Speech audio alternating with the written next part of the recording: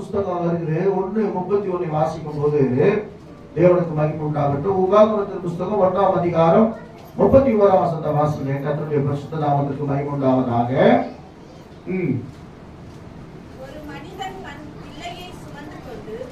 மனிதன் தன் பிள்ளையை சுமந்து கொண்டு போவது போல